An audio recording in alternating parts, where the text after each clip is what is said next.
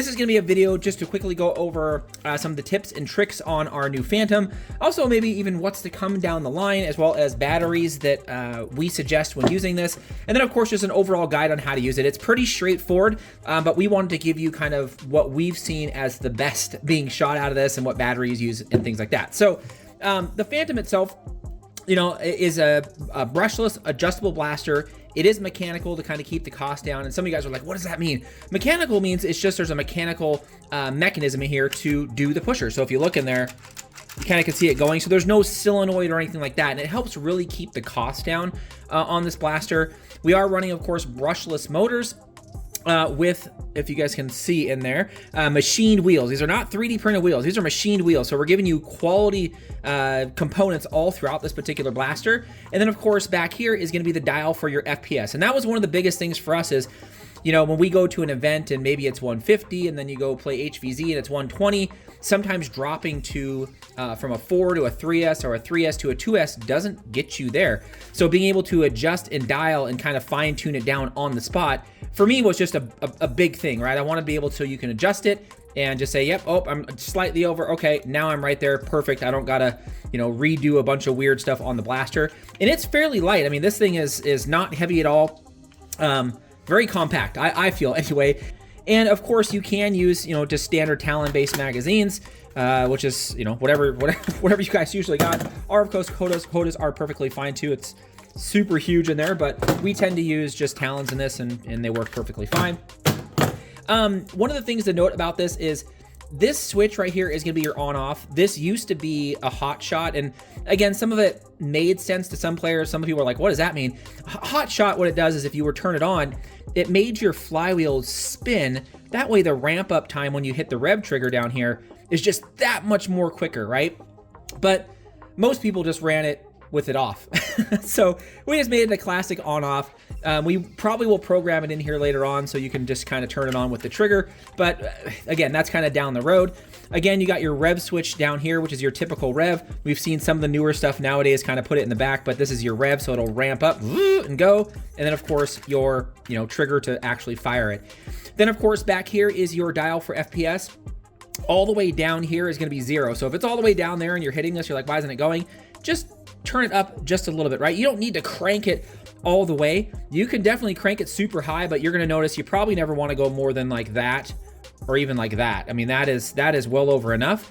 But I say initially out of the gate, yes, turn it off or turn it all the way down, and then, you know, let it start up and then just crank it up just a little bit just to get an idea of how that works. We're going to go all through this here in a moment, but I just kind of wanted to go over the classic, you know, just some of the functions of it. On the bottom, we do have a battery door down here. Now the battery door, the way it is you have that little knob down here. If you push it down, you're like, and if you try to pull it off, you're like, it doesn't move. It's kind of pivoted. So you see how I did that?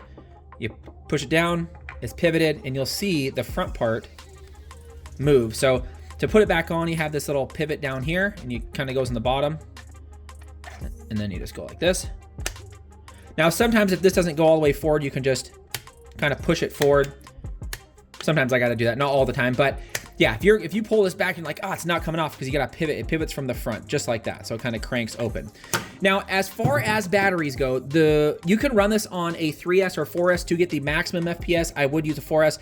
I'll put links to these down inside. Let's see if I can get this close. Down inside the comments here. This is going to be a 4S Z650, 100C discharge, which is great for this. And this is going to be a 3S 650, definitely smaller if you guys can kind of see. But I typically run off this right here, the Zs, the 4S. So, and these are fairly cheap. I think you get 2 of these for probably like 20 bucks or something like that. And then these for even cheaper. But again, you guys can kind of see the batteries we use. Now, I'm just going to throw this 3S in there. Super easy. It uses an XT30. Plug it in. And I'm just not going to put the well, I guess I could put the battery thing in there. doesn't really matter. One of the tricks that I try to do when I put the battery in there is if you have a 3S, sure, you can run it along the side like the lead right here, or you can just kind of tuck it in the back or tuck it in the front, kind of your call, kind of like that. And then of course we can put this back in there. Now I'm going to go and turn this off. Now, typically when I start this up, usually I'll turn this all the way down. I'll go ahead and turn it on. It'll make the normal noise that you guys hear, or the normal startup.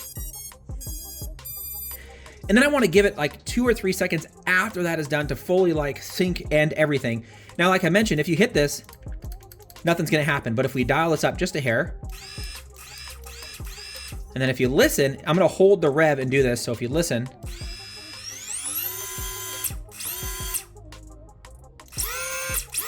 and you can see where I got it. That's about max you wanna go. You can go higher, but I know, somewhere right there. You should get, on a 4S, you just get a little more power. You're gonna get right about 150. I use standard Worker Gen 3s. If they're fresh and nice and great, yeah, you're gonna get about 150. I know with the Dart Zone Maxes, they're a little bit fatter of a dart. You could definitely succeed 150, but this should be accurate enough on 150 with Worker Gen 3s. And then of course, if you, like I said, if you're gonna go to a, you know, HVZ event or something like that, just simply just dial it down, shoot a couple, dial, you know, and then just adjust it as necessary. But that's really the Phantom, like kind of in a nutshell. I don't know, for me, you know, it's a nice little sidearm that I can adjust without having to swap batteries, without having to carry anything additional. The trigger, you know, I'm just trying to talk about everything. The trigger, again, it is mechanical, so you wanna make sure you do a full pull, right? A full pull when you are shooting. You can't really short stroke it like a solenoid. Maybe in the future we'll have one. We do have, of course, other blasters that utilize it, but for the Phantom here, just a small, you know, sidearm type blaster. But yeah, that is the Phantom in kind of quick guide in a nutshell for a lot of you guys who were asking.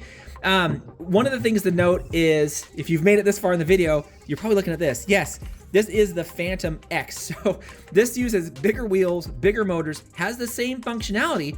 It just uses bigger wheels and motors. We are gonna put a pick rail up here. I just put that up there for looks, but this sucker can hit about 170, somewhere right in there. Brand new Worker Gen 3s on about 50 or 60% back here. You're shooting about 165 all day.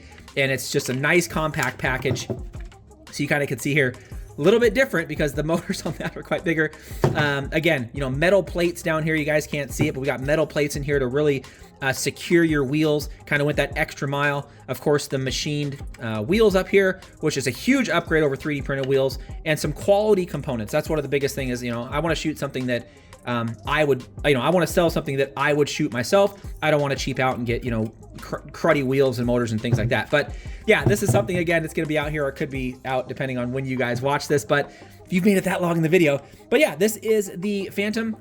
And that's just a quick guide on what I suggest to use and kind of how to make it work. I know sometimes, again, people will, you know, turn this thing on and when it's booting up, hit this and switch. No, just let it boot up for a second and then go. If it does act funny, just turn it off, turn it all the way down, turn it on, give it a few seconds after it's fully booted, and you should be good to go. But there you go. That is just a quick look, guys, at the Phantom, and then, of course, the Phantom X, depending on when that is out. Probably here sooner than later. I'm just waiting on motors. Anyways, let me know what you guys think. Let me know if this helped any of the Phantom owners out there, because I know there are quite a bit, and we are releasing these as fast as we can, but they do just go quick. Anyways, let me know what you guys think. Thanks again, Fox fans.